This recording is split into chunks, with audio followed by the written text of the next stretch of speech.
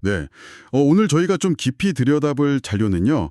멜버른 시티 교회 유튜브 채널에 올라온 핑계와 변명을 찾는 시간에 순종의 삶을 살아가자라는 영상 녹취록 일부입니다. 네, 여기서 핵심은 사도 바울의 서신, 특히 이제 골로새서를 통해서 배우는 참된 신앙의 모습인데요.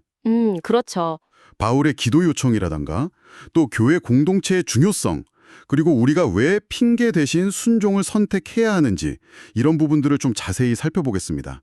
혹시 신앙생활이나 공동체의 의미에 대해 고민 중이시라면 오늘 내용이 좀 흥미로우실 것 같아요. 네, 맞습니다. 이 자료가 단순히 기도만 강조하는 게 아니라 그 기도가 어떻게 실제적인 삶의 순종으로 또 공동체 안에서의 관계로 이어져야 하는지 이걸 되게 강조하고 있어요. 특히 바울이 감옥이라는 그런 상황 속에서도 개인의 안위보다는 복음 전파를 위한 담대함을 구했다는 점, 이게 참 인상적이죠. 정말 그렇죠. 그래서 첫 번째로 저희가 주목할 부분이 바로 그 바울의 우선순위인데요. 골로새서 4장 3절을 보면 바울은 자기가 감옥에서 풀려나게 해달라고 그렇게 부탁한 게 아니더라고요. 네. 오히려 자신이 그리스도의 비밀 때문에 매여 있다고 하면서 이 비밀을 담대히 전할 수 있게 해달라고 기도를 요청합니다. 그러니까 개인적인 편리함보다는 증인으로서의 사명, 이게 훨씬 중요했던 거죠. 자, 여기서 정말 흥미로운 지점인데요. 바로 그 지점이 우리에게도 중요한 질문을 던지는 것 같아요. 우리의 기도는 주로 지금 처한 상황 개선에 맞춰져 있는지, 아니면 주어진 상황 속에서도 신실하게 사명을 감당하는 데 초점을 맞추고 있는지요. 바울은 환경에 굴하지 않고 맡겨진 역할을 감당하려는 그 자세를 보여주는 거죠. 그 그리스도의 비밀이라는 것도 당시에는 정말 큰일이었잖아요. 맞아요. 유대인뿐만 아니라 이방인에게도 구원의 길이 열렸다는 것. 네, 그걸 전하는 게 자기 처지보다 더 중요했던 거죠. 그런 바울의 관점에서 보면 두 번째 핵심, 그러니까 공동체의 필연성이라는 것도 좀 다르게 와닿는 것 같아요. 이 자료에서는 골로새서 3장, 특히 12절에서 14절 말씀을 근거로 들면서 신앙은 절대 혼자 하는 게 아니라 함께하는 여정임을 강조합니다. 그렇죠.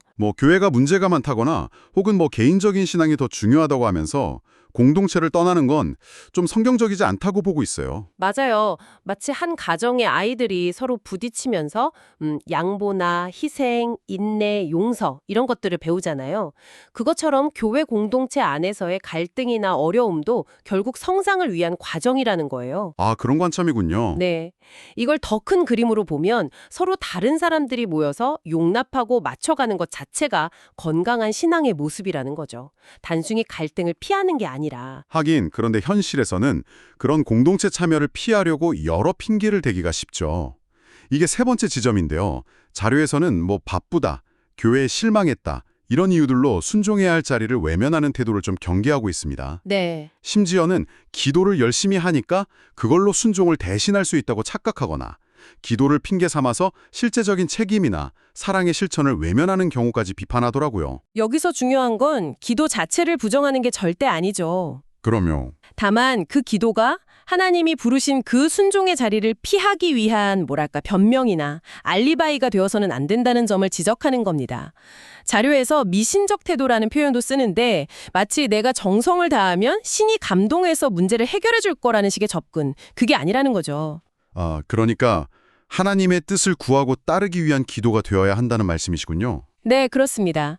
기도 따로, 삶 따로가 아니라 기도가 삶으로 이어지고 삶이 기도로 표현되는 그런 관계가 되어야 한다는 거죠. 네, 그래서 결국 네 번째 핵심, 이 모든 문제의 근본 원인이 순종의 부재에 있다는 진단으로까지 나아가는데요.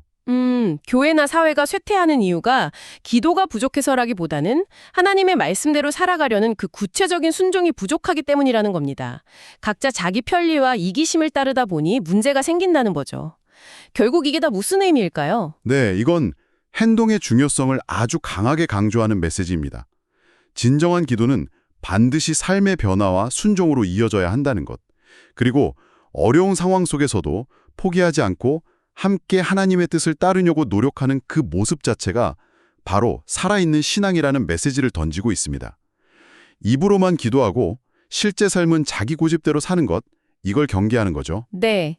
오늘 저희는 멜버른 시티교회의 자료를 통해서 핑계와 변명을 넘어서서 어떤 상황에서든 순종하는 삶의 중요성에 대해 이야기 나눠봤습니다. 특히 바울의 모습과 건강한 공동체의 의미를 다시 한번 생각해보게 됐네요. 마지막으로 당신에게 이런 질문을 던져보고 싶습니다. 지금 당신의 삶에서 하나님이 순종하라고 부르시는 현장은 어디인가요? 혹시 그 부르심 앞에서 스스로 합리화하면서 만들고 있는 타당해 보이는 핑계는 없으신가요? 바울처럼 환경을 초월해서 사명에 집중하는 기도를 드리고 있는지, 아니면 여전히 나의 편리와 만족만을 구하는 기도에 머물러 있는지 조용히 한번 돌아보는 시간이 되시기를 바랍니다.